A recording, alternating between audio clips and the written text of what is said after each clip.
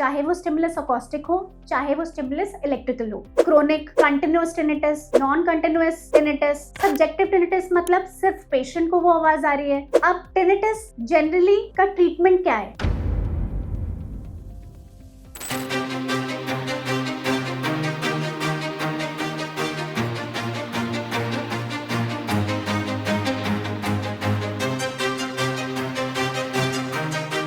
Hello, मैं doctor Maya Singh, ENT consultant, Felix hospital में आपको बताएंगे टिनिटस के बारे में। टिनिटस का रियल मीनिंग लैटिन लैंग्वेज में टू रिंग होता है। ये पर्टिकुलरली एक साउंड है जो कि परसीव की जाती है 5 मिनट से ज्यादा in the absence of any external stimulus, चाहे वो स्टिमुलस अकॉस्टिक हो, चाहे वो स्टिमुलस इलेक्ट्रिकल हो। जनरली इसकी क्लासिफिकेशन के अकॉर्डिंग इसको कई क्लासिफिकेशन में डाला जाता है। फॉर एग्जाम्पल अक्यूट एपिसोड जो कि 3 वीक से कम हो, chronic, continuous tinnitus, non continuous tinnitus, subjective tinnitus, objective tinnitus. Subjective tinnitus मतलब सिर्फ पेशेंट को वो आवाज आ रही है और ऑब्जेक्टिव टिनिटस मतलब पेशेंट एग्जामिनर दोनों को वो चीज आ रही है, जिनके एग्जाम्पल्स होते हैं पैलेटल मायोक्लोनस, पल्सेटाइल वेसल्स या कोई भी एट्रोवेनस मैल्फॉर्मेशंस। अब और इसकी क्लासिफिकेशंस के अकॉर्डिंग कुछ ऐसी जो माइल्ड, मॉडरेट, सीवियर कैटेगरी में डाली जाए, कुछ ऐसा टिनिटस जो कि हियरिंग लॉस के साथ एसोसिएटेड हो, या कुछ ऐसा टिनिटस जो कि विदाउट हियरिंग लॉस के साथ एसोसिएटेड हो। अब ये डिफरेंस क्या होता है टिनिटस या ऑडिटरी हेलुसिनेशंस में?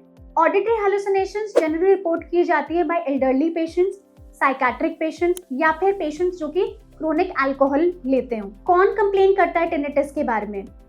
Patients who are actually suffering from some sort of stress और डिप्रेशन, उन पेशेंट्स में हमें लो डिग्री ऑफ टिनिटस देखने को मिलता है। अब टिनिटस जनरली का ट्रीटमेंट क्या है?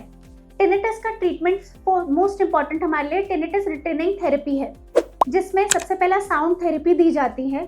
सेकेंड हमारा कॉग्निटिव बिहेवियरल थेरेपी है, जिसमें हम बताते हैं कि एग्जैक्टली मैकेनिज्म क्या है टिनिटस का एंड कैसे स्ट्रेस से डील किया जाता है।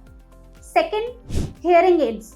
हियरिंग एड्स जनरली जो टिनिटस की अवेयरनेस है उसको कम करके जो बाहर की नॉर्मल साउंड्स हैं उसको एम्पलीफाई करती है।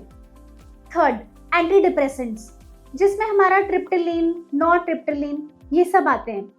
फिर ग्लूटामेट रिसेप्टर एंटागोनिस्ट, कुछ ऐसे जैसे कार्बोरिन नाम के, जो कि पर्टिकुलरली ग्लूटामेट की एक्टिविटी को कम करता है। फिफ्थ, इलेक्ट्रोमैग्नेटिक स्टिमुलेशन या फिर गाबा एनालॉग्स, जिसे हम बेंजोडाइजेपिन्स भी देते हैं।